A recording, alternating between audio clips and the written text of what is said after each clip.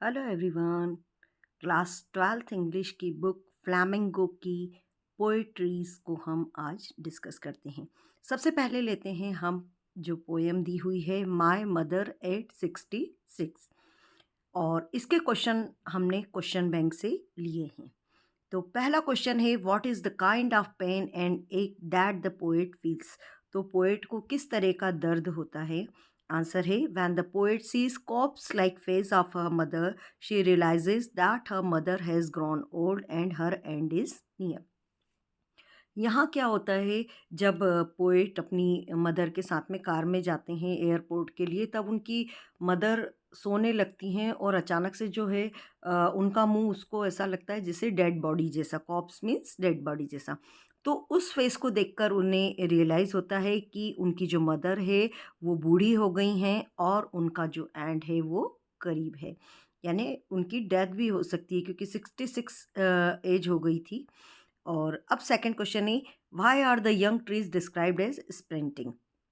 जो ट्रीज हैं वो स्प्रिंटिंग क्यों बताए गए हैं। तो sprinting of the tree symbolize the rapidly passing years of humans like from childhood to old age. तो जिस तरीके से ये ट्रीज बताए गए हैं वो ये बताते हैं, दर्शाते हैं कि जो मनुष्य का जीवन है वो भी किस तरह से बचपन से बुढ़ापे की ओर बढ़ता है।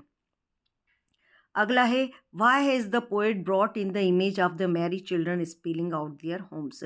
तो पोएट ने यहाँ पर जो बच्चे हैं उनको इस तरीके से क्यों बताया है कि spilling of out of their home. तो क्यों बताया है, reflects the idea of the youth beauty energy charm that her old mother has lost.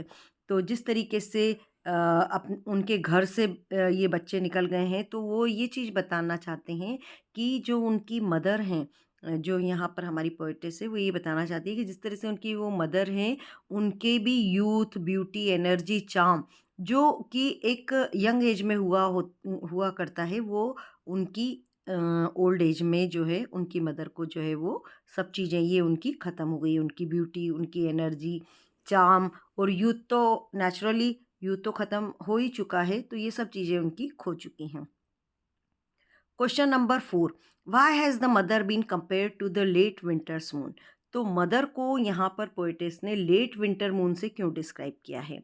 तो पोइट ने ये लेट विंटर मून से इसलिए डिस्क्राइब किया है to bring out the similarity of aging and decay. तो जो लेट विंटर मून होता है वो किस तरह से डल हो जाता है और तो उसी तरह से जो है उनकी मदर भी जो है उनकी एज के कारण जो है वो उनमें भी जो है वो मध्यम पड़ गई हैं। ठीक है। एंड नेक्स्ट है what do the parting words of the poet and her smile signify. जब वो अपनी मदर से अलग होती हैं तो वहाँ पे वो जो उन्होंने जो अपनी मदर को वो कहती हैं जिस तरीके से Amma goodbye see you soon. तो ये जो वर्ड था उनका, जो वर्ड्स थे पोइट के और जो उनकी स्माइल थी वो बार बार स्माइल कर रही थी, तो ये सब क्या दर्शा रहा है। The parting of the word and smile of the poet signifies that is hopeful that she will that she is hopeful and that she will meet with her mother very soon। तो ये वो बताता है कि उनकी जिस तरह से वो कहती हैं कि सी यू सून, तो ये जो सेंटेंस है वो ये बताता है कि वो होपफुल हैं और वो चाहती है कि वो अपनी मदर से शीघ्र ही मिलेंगी। अब अगला है what were the poets feeling at the airport how did she hide them.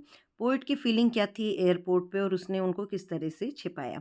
तो पोएट की जो फीलिंग थी वो बहुत ही फियरफुल थी और पेल एजिंग मदर को जब वो अकेला छोड़ के जा रही थी कि उनको लग रहा था उनका कलर भी डल हो गया, येलो हो गया है ना, पीला पड़ गया उनका चेहरा और बुढ़ापा सा आ गया है, लेकिन फिर भी जो उनकी जो फीलिंग्स थी और जो उनकी चिंता थी उसको उन्होंने किस तरीके से छिपाया, by giving a long and cheerful smile to her mother. अपनी माँ को अच्छी लंबी और बड़ी अच्छी सी स्माइल देकर जो है उन्होंने इस अपनी चिंता को छुपाने की कोशिश की।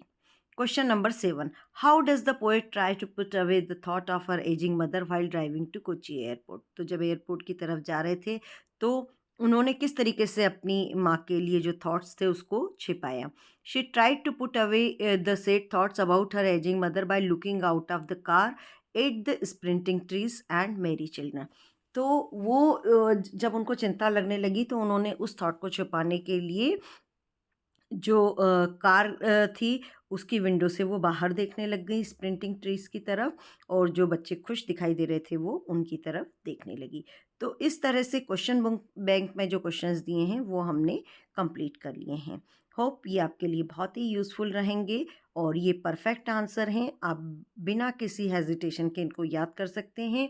हाँ, यदि जिस तरह से आप लोगों के कमेंट्स आते हैं कि आंसर शॉर्ट्स हैं, तो चूँकि ये 2 मार्क में आता है एमपी बोर्ड में, तो उसके हिसाब से ये सफिशिएंट है। लेकिन फिर भी यदि आपको लगता है कि इसका आंसर या इसकी वर्ड लिमिट कम हो रही है, तो आप इससे रिलेटेड कुछ भी आप लिख सकते हैं।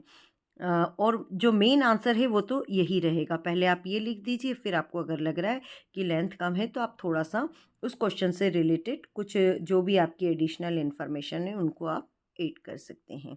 Okay, thank you students.